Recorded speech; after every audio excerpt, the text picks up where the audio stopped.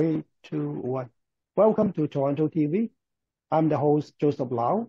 Today we have a guest, Carol Wong, and she's from Caribbean and Hong Kong, and now settled in Canada. And she wrote 5 books, and then one of the series that my letters to my grandchildren. Hello, Carol. How are you? Oh, I'm very good, thank you, considering we are in a pandemic. Yeah, sure. We're almost over now, so. Yes, yeah. that's Okay. right. We are still using the new technology Zoom to do the interview, all right? So Yes. My first question is that, can you introduce yourself, like where you born and why you settled in Canada?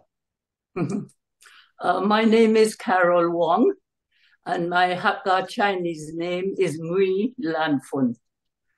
I am married to Edward Wong, so I am, I would say, Wong Tai Tai.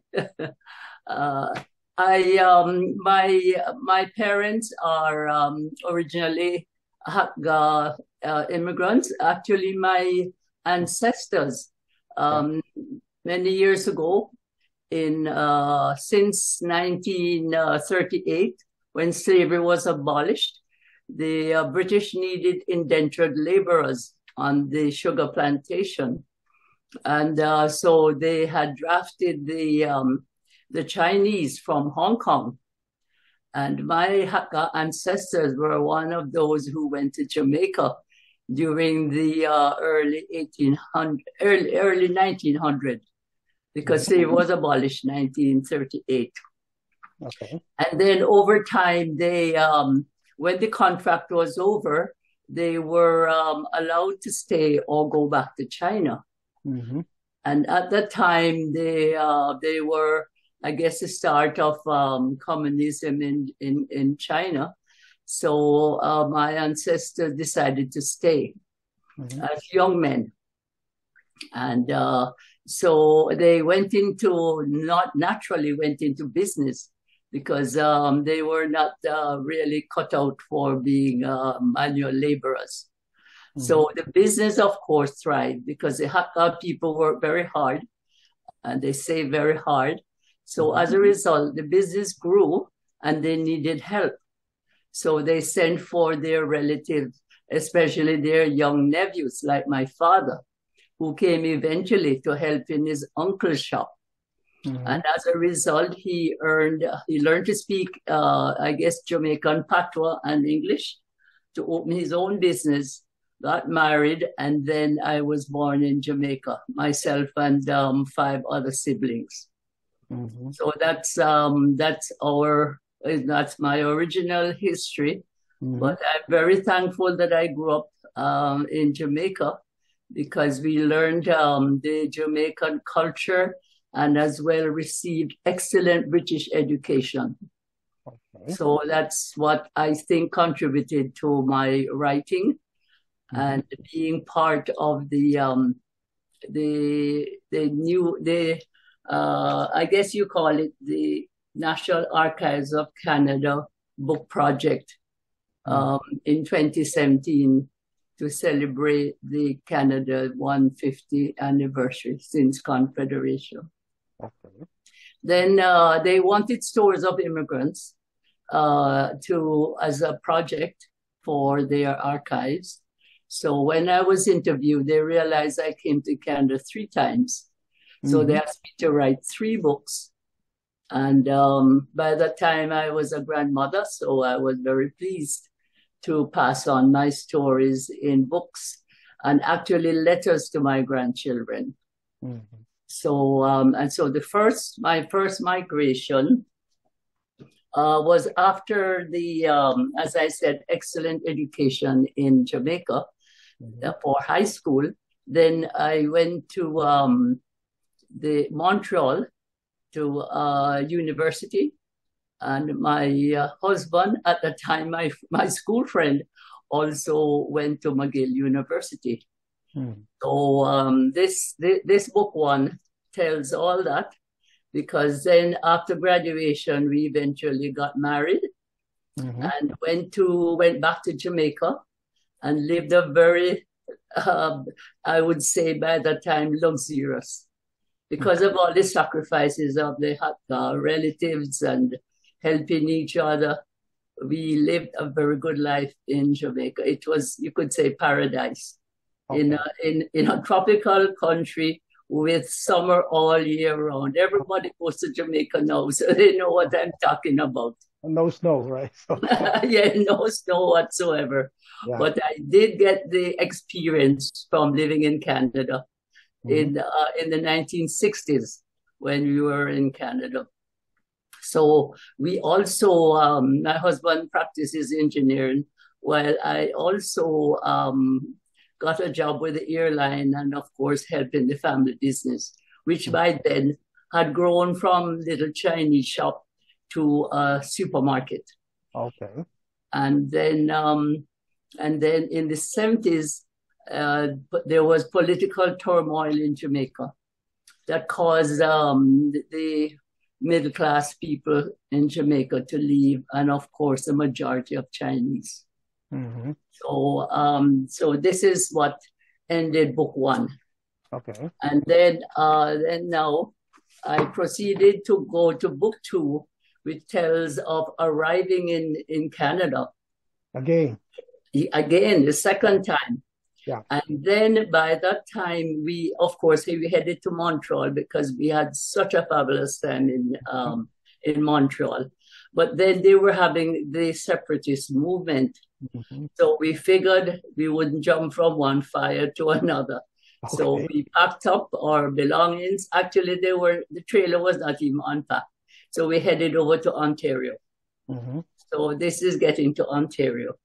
And then when my husband got a job to work on the new airport in Hong Kong in the late 1970s and 80s, then this is when my interest in my Hakka culture opened up. Okay. And because we grew up in Jamaica and we were minority in Jamaica, actually my father's business was the only Chinese store in the entire district.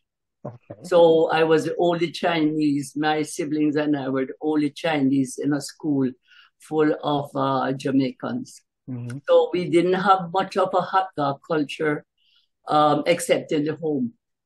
Okay. And whenever we met our relatives, and of course when we go to the city where there's a Hakka association and weddings, you know. Yeah. So that's when I went to Hong Kong. And thankfully, I don't know if it's thankfully or not, but I lived an expatriate life, which is something that my Cantonese friends from Hong Kong do not really know about.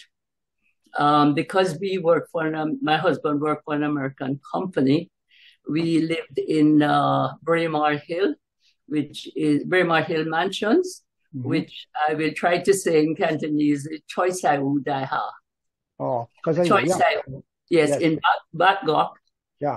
And I know Boma Sando how to get there and to guide my taxi. Yeah. Okay. Mm-hmm. So we had a great experience. Actually, I think it's the best time of our family life because by then we had children. Mm-hmm. We were having small children, so they benefited also from a British education. Yeah. From kindergarten to primary school, and my eldest son was in high school by the time we left. Mm-hmm. And I absorbed everything about my Chinese culture. Okay. And I was fluent, believe it or not, I was fluent in Cantonese. Okay. I went to the Hong Kong University because I was studying Chinese painting. Mm-hmm. And my low C had us writing Chinese as well. Okay. So I went to Hong Kong University, and of course the professors were very helpful, and they even told me that I told them about my experience also getting around Hong Kong and as a housewife shopping as well. So they advised me to go to learn market Cantonese at the YWCA in mid-level on Hong Kong Island. Mm-hmm. So that opened up my ability to converse with the local people and to go everywhere. Okay. I put on my walking shoes whenever the kids were in school, and I walked all over Hong Kong from Braemar Hill Road going down to Causeway Bay, and had such a grand time. Yeah. And my children as well was exposed to playing with the local Chinese children as well as the British children. Okay. So they saw two sides of the story.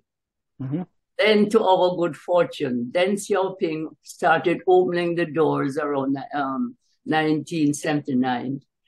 So we could freely go in and find my father's ancestral village. Okay. Yeah. And his Hakka village was just close to, we say Chimjun, but it's Somchan. Yeah. In Cantonese, yeah. Shenzhen in Mandarin. Yeah. And it was so sentimental to go to my father's house and sit at his table and lay in my grandmother's bed and her rocking chair. It was such a great feeling. And they also, my cousins, my relatives, all the Xiang Ngai in Cantonese, Wei in Mandarin, they all lived in that part of New Fu Hakka village, which is in Bao An County. Bao An County, okay. Yes, in Guangdong. Yeah. So they took me also to the hill where they had my grandmother's bones in jars in the little what they call ossuary. And of course there was a village lake and all the other relatives I could find their parents and grandparents' houses. So it was a wonderful opportunity.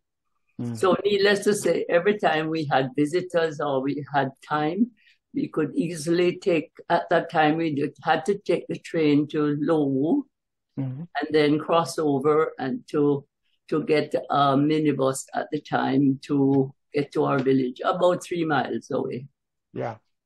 So that's why I thought this was the best opportunity for our family. Up to this day, was to go back and find our Hakka ancestral village. Yeah. And then after my husband's contract was finished, I came back and to Scarborough where we lived and eventually moved up to Markham. Yeah. And Unionville was just north of where we lived and they were just building houses. So as a result, it was affordable. Yeah. And although my children were only Chinese again at the time in 1980, and I got involved with the association because coming from Jamaica as a minority, I know that to combat any racism or any prejudice, you got to educate people. Yeah. So I like playing tennis. That's something I learned in Jamaica as a child as well. Yeah. We played tennis and badminton and was quite involved with the association there. So I joined the tennis club and I educated everyone about where Jamaica is. At that time, no one was really, I guess the tourist industry in Jamaica had not really promoted as well. So at the time, and then on top of that, I had a Caribbean night with Jamaica food and Jamaica music and limbo dancing. Okay. And as a result, I was very welcomed and I became the president. And when I left, I also got lifetime membership and a beautiful plaque. Yeah. So it goes to show, and I write in my book for my grandchildren and children to let them realize that racism is everywhere. You have to combat it with education and move on. And also give up yourself. So if I didn't do all this volunteer work, then then, you know, our family would not be accepted. Myself on the ladies' team, my husband on the men's team, my children in the children program, you know. Mm-hmm. So I was very fortunate to have discovered the historic village of Unionville just by driving around and knowing my environment. Yeah. Because I was really impressed with that street, which reminded me of Jamaica. Because they preserve, the Historic Society preserve all the old buildings, as you know. Yeah. They are converted to business now. Mm-hmm. But it's my pride and joy to take all my visitors and get involved in the whole of Unionville and Markham. Mm-hmm. So that covers the second book, Integrating into Canada. Okay. And then my third book now is even getting more involved with the city of Markham. Okay.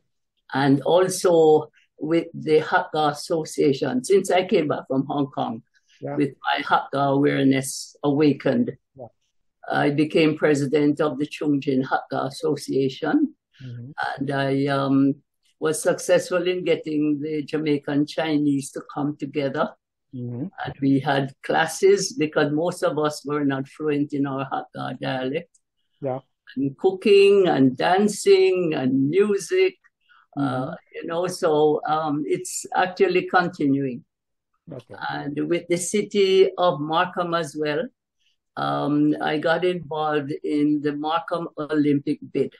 We did not win it that year, but it got me helping in other fields, like the Markham Art Council, the chief film circuit of the Markham Theatre, and also involved with the Unionville High School.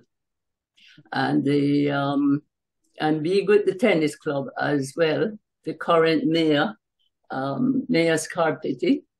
He used to come as a counselor. Yeah. Then he came as a vice, I guess one of the councillors, the regional councillors. Then when he became the mayor, he was quite familiar with me. Mm-hmm. And by then, the Chinese migration from Hong Kong started. Yeah. Yes. And then he now is wise to recognize that the Chinese play a vital part in making Markham what it is now. Mm-hmm. So as a result, he was very supportive of the bid to host the World Hakka Conference during the pandemic. Yeah. He eventually had it last June. Yes. And we had the world coming to Markham. So said, so done. I was awarded the Mayor Hall of Fame award. So he recognized my contribution. Yeah. And then now, after being president of Chungjin Hakka Association in Scarborough, after my presidency, I figured we should get the Hakka, all the Hakka together. Because the Hakkas were like gypsies all over the world. Yes. So we formed the Toronto Hakka Heritage Alliance. And with the support of the Chinese Cultural Center of Greater Toronto, we host every year a Spring Blossom Ball.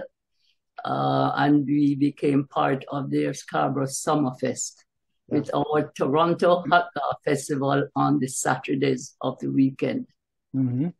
So we're able to keep the Toronto Hakka Heritage Alliance consists of 10 Hakka associations. Okay. And those represent the diasporas of the Hakkas in Ontario, which comes from India, the largest from India, Mauritius, South Africa, Malaysia, Trinidad, Jamaica, Indonesia.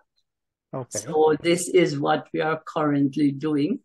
And I might, but I would like to invite you to our project this year. We are coming back in person, and we have the federal government has granted us a grant for which we titled Passing on Tradition, or Hakka Tradition, of course. So we're going to meet once a month for the year 2023 to have Hakka conversation classes, Hakka cooking, and most of all, the oral history of our elders. I see. Yes, because we all have different experiences migrating out of China into all the countries, I would say, over the world. Yeah. So that is it in a nutshell. But this is a third one. And when I was finished with this one, the National Archives said, but you're not finished. because I ended this one with the Hakka conference in 2024. So they gave me another ISBN number. So I do have a fourth volume to work on. But in the meantime, just before the pandemic, my children who have grown up and graduated, and they're now living in Seattle, Washington. One son is in Vancouver, and one lives here. We had a reunion in Florida because my grandkids were young and wanted to see Mickey Mouse. So we were in Orlando. And then because we were in a villa with 15 of us, we had time to sit and talk. And by them asking me questions, and I'm trying to pass on my life stories too, I have come up with another series of books called Conversation with a Hakka Dragon Lady. And these books are on Amazon as well. And this format is a question and answer. So the question they asked me, and then my answer with photographs are in these books. So these are also, I'm going to talk about these books at the Cornell Community Center in Markham 2 weeks' time. Because it is so important for us to pass on our life story. So I'm going to speak to the Older Adult Club and encourage everyone to write their story. They do not have to publish a book. They can write their whatever they remember. Yes. And you too, Joseph, and your grandparents, if they're still around, or a granduncle or an aunt who remembers. Write down what they have to say so that the next generation will have it to pass on to future generations. So that's where I'm at the moment. And the home isolation of the pandemic has given me this opportunity to stay home and do some writings, right? So, Otherwise, you see me around. But I still see you get more time to writing because of pandemic. And every day I go to the Honke dance and fitness club. Every morning, I think, right? So yes. So it's included in my third volume as well. Because that's an excellent club. And we all the money raised goes to charity. And it's really a camaraderie, no matter where we come from. We get together. Ultimately, after exercise, we're going to dim sum. Yes.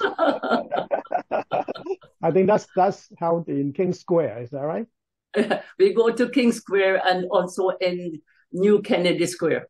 We have different branches. We have different branches all over Toronto. Some over in Elgin Mills, First Markham Square as well. And I think it's excellent for the mall to give us space. And to exercise. Because later on we patronize all the stores after. Supermarket and dim sum and everything else. And also it brings the community. Now that I look back, it brings the community together. So one question. Basically, I'm Hakka too. My father born in Xingnan. It's close to Meixian.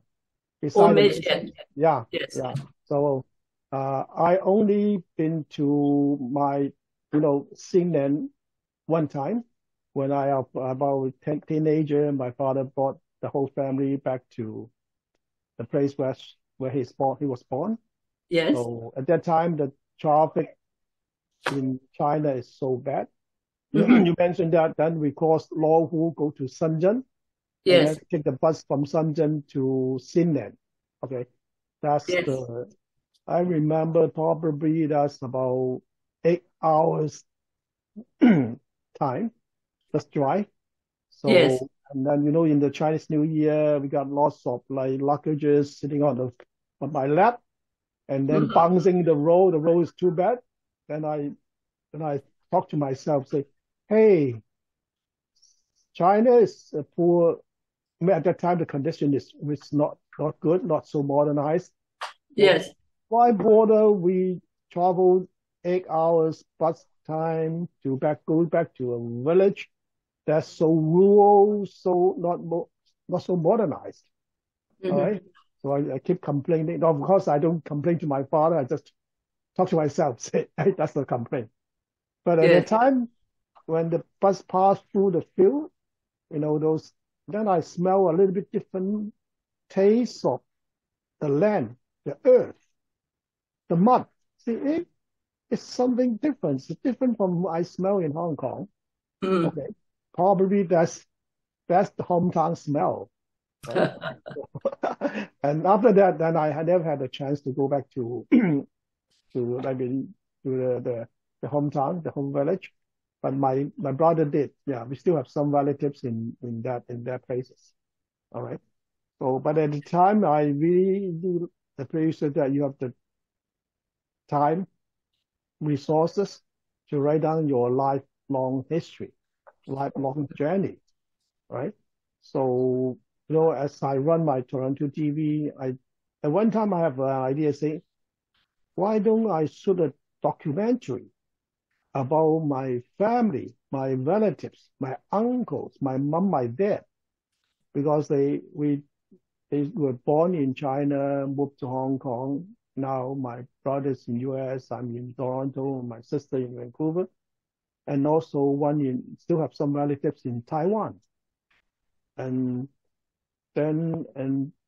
because of the political instability, so we even have some uncles, they moved from the hometown to Jiangxi, and they changed the family name. It's because they were my mother's father is a landlord. All right.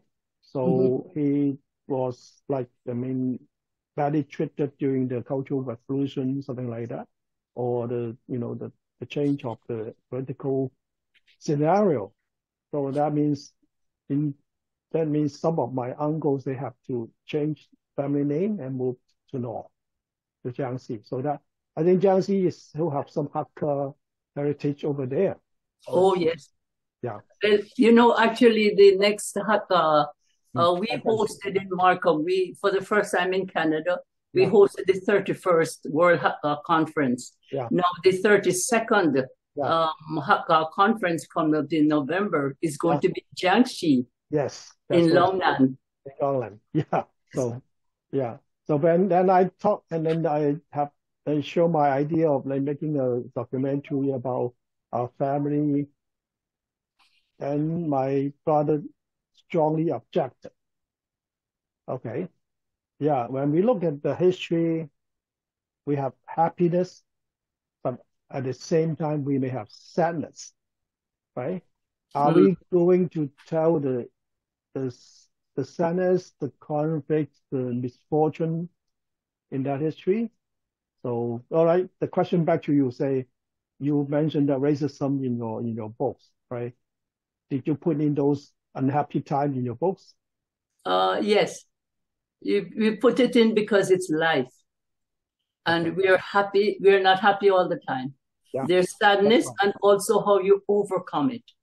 so that your readers, including the readers, not only my children are not going to be interested until later on, but my readers, this is what they like about it, because they see that they are not the only one going through the problem and what could have been done. Yeah. We can only improve and learn from others and the experience from others. So that's why I'm very fortunate that I was chosen to be part of this this project. It's called Canada 150, or Stories or Stories or Lives. Okay. And yes, and as a result, I think the next generation can learn from that. You know, and you know, everything, and then we can, because I have learned from my parents as well. Yeah. When they came to Jamaica, it was a small wooden shop, and we lived behind. And, you know, we had no running water. We had no electricity. So I learned to clean the lampshade, you know, and also cope with going to the river with the servants to get water. Yes. Those were the days right there. Yeah. Yes. So, and this is why I want to pass that on, so my grandchildren and great-grandchildren can appreciate the sacrifices. Because they also got a lot of abuse, I would say abuse from the local people as well. Yeah. You know, because the Chinese history, whenever the population is frustrated or, you know, have anything to the government, they cannot lash out at the government. So they lash out at the people nearest to them. And there was a Chinese Chinese shop in every neighborhood. Okay. And as children, I wrote about growing up and they're calling me names. Yeah. And we would curse them and throw stones and run away. You know, so my children can understand that a little abuse or something said on social media is not going to kill them. Yeah. You rise above it, rise above it and succeed on top of that. I see. You know, You do mention two as one is racism, right? So that word we talked about many years ago, but now still exists in any part of the world. People are different in terms of race, color, education, classes. Yeah. So how to solve or get it to harmonize, still a big issue for the government. And the other one you mentioned, volunteer work, volunteerism. Will that help to combat the racism, volunteerism? Yes, because when people meet you and you talk to them, they, you know, first of all, they think all Jamaicans are aggressive. Okay. They're going to shoot you or something. But when you meet someone pleasant, you know, their mindset. Realize, it's only the bad apples in every basket. You know, they are good people. Yeah. I was involved with the flag raising ceremony of Jamaica's 50 years of independence. Yeah. And this was done in the city of Markham. And we all, you know, so they had, as a result of that that anniversary, they published a book, and in a large coffee table type book that I gave the mayor of Markham were hundreds of Jamaica people who had contributed to Canada. Nurses, if you go any hospital you go, you see Black nurses, and speak to them, they're Jamaicans. Okay. And doctors and teachers. Yeah. And my school friend, the same one in my village, he's a professor in Alberta. The other one is a vet in the States. Yeah. You know, they have contributed wherever they went, they contributed. So not all Jamaicans are violent and turn to crime. Okay. Yeah, it's the ones who, like in every nation, the ones who are struggling, and they have to resort to crime, or they lack parental upbringing. Okay. But there are many who have succeeded and contributed to whichever country they go to. I see. And through social media now, I get a lot of emails about the professor in which university or the pioneer in England, they are Jamaican based, or their parents were immigrants there. I see. You know. Yeah. So we all can contribute. Yeah, we have to tell a story. Otherwise, other people don't know. Right? Yes, that's right. So, and we're lumped with the bad guys. Yeah, and also stereotyping, right? So, stereotyping.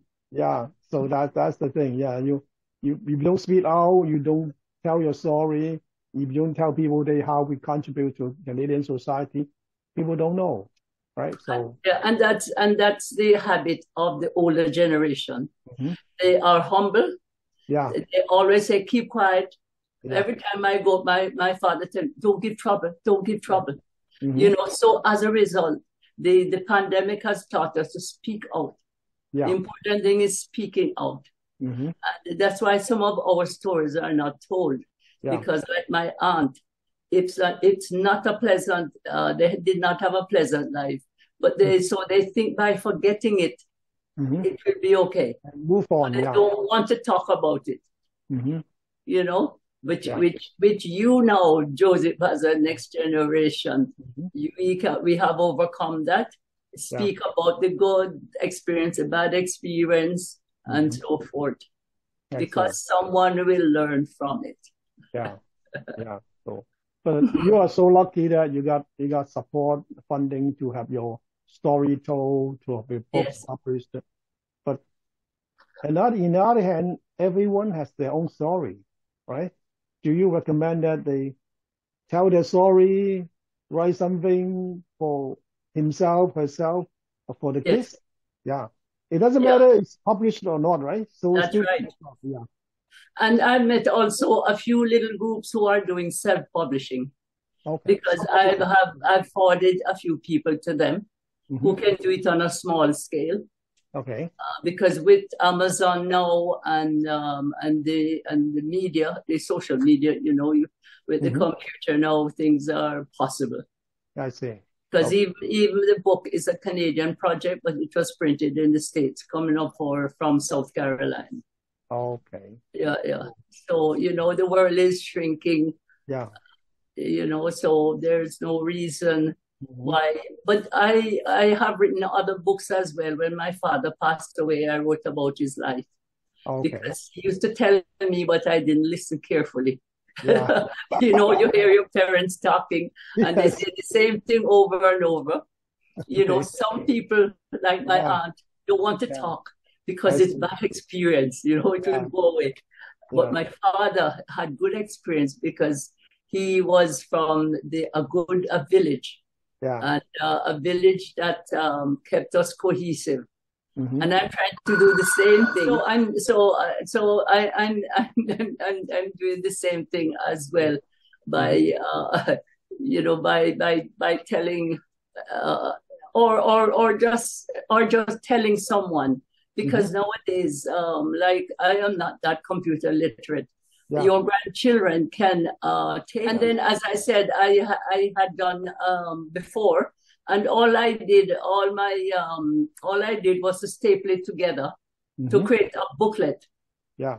So it doesn't really have to go to a publisher. Yeah. Because you could always print it and fold it over, staple it, mm-hmm. and that's it. Yeah. Yeah, and because there are printers in your neighborhood. Mm-hmm. Who can print it off on 11 by 17. Yes, yeah. Yeah, fold it, staple it, fold it. Yeah, and they can get the pictures in for you too. Mm-hmm. Okay, so that's good. Yeah. So basically, I tell you what to do. I'm writing diary every day, try to memorize it, some of my past, and then giving my feelings on that. So one day I can get the book published or at least collided. I mean, as a book at that time. Yeah. So, yeah. I wanted to also show you. Mm-hmm. You can see this. Yeah, I can see it. Yes. Yeah, when I was the president, I got one of your awards at Chongqing. Okay. Chongqing, yeah. Okay. Yes. So just to let you know that you're featured in this book. Thank you. Yes. Yeah, that award given about almost 300 recipients. They are all from different backgrounds and their own story. That's really great. So in one day that everyone can tell a story, that would be a very truthful, very informational. Yeah. Not only that, but this is one of your achievements. Thank you. Yeah. And you should also document it as well for the next generation of whatever you are doing. Thank you. And this one too, I would like everyone to know that the Toronto Hakka Heritage Alliance got permission from the Chinese Cultural Center to post their this wall mural. And it's called the Hakka Odyssey. And it shows a world map and where all the Hakkas went and their story as well. It's a 40-foot wall, and the Chinese Cultural Center is open 7 days a week. You can just pop in and see it. Yeah. So, and the other thing is that, you know, I'm doing my TorontoTv for 20 years, and I got about 10,000 videos. What I do is like I'm trying to like categorizing it and make it become an online video library. So that means that once it's finished, when you go onto my video library online, anywhere in the world, you search Williams-wong, then you got your videos, what happened in Toronto, and that's collection. I have you on different locations, different events. So then we have like Tony Wong, we have Michael Chen, I mean, all the many celebrities in Toronto. I'm trying to do it there. It takes me 2 or 3 years already, but still need 2 or 3 years to finish that. Yes. My point is that the book is good, very collectible, but at the same time, that's limited edition. You can have 1,000 books printed, give it to 1,000 people, and that's it. But if we put it online, you can at least stay there for 10, 20 years, and then it's accessible anywhere in the world. Okay, so the technology helping us to preserve our history, our records. So that's the good thing. Yeah. So at the same time, we can have more people telling the stories, right? So then it makes our life more fruitful, makes the history, makes the country more beautiful. That's what I'm thinking. Yeah. That would be also very helpful for people who really think, oh, my story is small, you know, it's not insignificant. Yeah. But online, they would feel free to contribute. Yeah. I have different opinions. I do know a few people writing their biography, their story now. All right. So then I ask myself, is my story is telling people my story, or telling myself my story? We have been living that so many years, right? If we ourselves go through the details, go through the history, and tell us, memorize it, revitalize those memories, right? So that means, if that's the case, that means that my story, I tell my story to myself. Okay. Yeah. If somebody interested to see my story, go for it. Right? Yes. Yeah. So the good thing is that I do try to memorize or try to go through back my history, my story, and then finally say, hey, that's my life, right? So that's my new perspective. Say, hey, write something for myself, for somebody else. Then we can tell the happiness, sadness, problems, difficulties, right? Yeah. You're telling somebody, say, hey, that may be my own piracy, my own secret. No, it is sharing. It is sharing your humanity. Yeah. Okay. No, we are not robots as yet. That's better than AI, right? So. That's right. And I must tell you also too, I published this book. It's called Way Family History. Okay. And it is it's actually accepted in the Chinese archives in the U of T, which is a Chen Yu Tung Asian Studies at University of Toronto. Okay. And this is coincidental, but an uncle passed away at the age of 97 in Jamaica. And they found the Chinese had chokpu, which is a family record. Yeah. I think Cantonese would be what? Chokpu? Chokpu, yes. Yeah. And it goes... People have a qitong.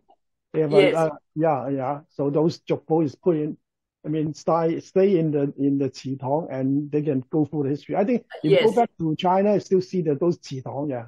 Yes. When I went back to our village and I went to the temple, it's there. And my father, you know, the Hakkas outside of China sent back the information to the village, and they make a record, and they also select the generation name for my Chinese name, you know. And substitute, right? Yes. so that's good. But then at this chokpu now, a copy of it, somebody, he didn't even realize it. As a young boy of 18, going to send to Jamaica, they had put a copy in his belongings. I see. He had it there for over 80 years and nobody knew. Oh. So that when I got it, even my Mandarin teacher could not read it. Yeah. So we had to raise funds. The Williams family had to, I say Williams because the British gave us the name Williams when they couldn't pronounce Ngui. And our first ancestors was Ngui Freeland. So they say Freeland, William, eventually Williams. Okay. And the immigration officer doesn't realize the Chinese say the family name first. Yeah. Like Lau Joseph. Yes. So they thought the last name was Philem. Eventually it became a Welsh name, Williams. Okay. Yes. But so we have a Williams family get together. And we raise funds to pay the translators thousands of dollars because it's in ancient Chinese. Yeah. And it goes from 661 BC, from when the Hakka started in Henan, Shanxi province, eventually coming down to Jiangxi, who claim they are the cradle of Hakka civilization. This is near the Yellow River Basin, and coming to Fujian, Meiji, and then eventually Guangdong.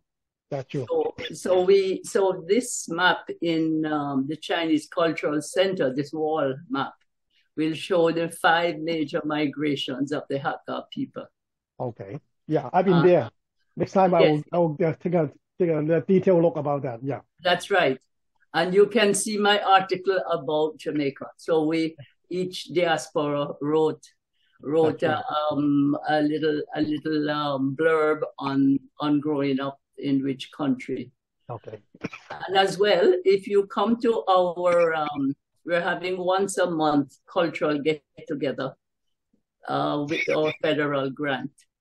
Then you will come and you hear the Meiji, the Moyen Hakka dialect, different from the Donggun Hakka dialect, which our families speak. And also the Jiangxi dialect. Yeah. So that is going to be very, very interesting. Most words are similar. Yeah. And it's similar to the English and the Scottish and the Irish. It's the same English. Yeah. But as they migrated all over the world, you add little different idioms and different pronunciation. That's true. So that's another interesting. And I learned my Hakka from my grandma. So yeah. Yeah. So I was raised by my grandma in Hong Kong. So that's a little bit Hakka is from her. So yeah. Yes. Yeah. So and it's good. That's another thing to, us that migrate and do not have grandparents. Yeah. Parents are so busy and you're integrating in a new country that we're losing the culture. So as a result, this is why we are very pleased that we would get a federal grant to help us perpetuate, all that. And the World Hakka Conference is really keeping us together. That's true. So I was pleased to have gone to Malaysia for the 30th World Conference. Yeah. When Canada got the bid to host the next one, which we just had. Yeah, that's true. And most of all for me was that after that I went as a delegate of the city of Markham. Okay. So we joined with Vancouver to have one bus. We fly to China and we toured the Hakka cities. Okay. So we have been to Meiji and Jiangxi and Guangdong, all over. So we were able to see the Hakka Tulu, the roundhouses. Yes, the roundhouses. That the UNESCO heritage had declared. Yeah. And when I was the president of Chongqing as well, our first air trip was to go back to China and go to the Hakka villages. Tulao. Yes, definitely. Yes. Yeah. And the Tulao was all ready for viewing. It's not dilapidated. There were some that dilapidated, but they had fixed it because the Chinese government realized what it was. I don't know if you know, but when the American spaceship was over China, they saw the Tulu, and they thought it was yes, yes, yeah, that's right.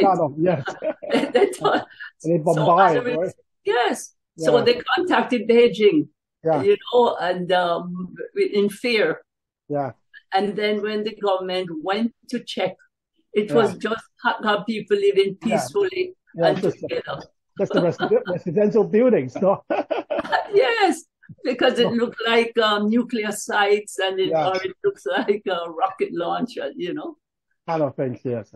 But that's something I wanted to show the other Hakkas, how they preserve themselves and help each other.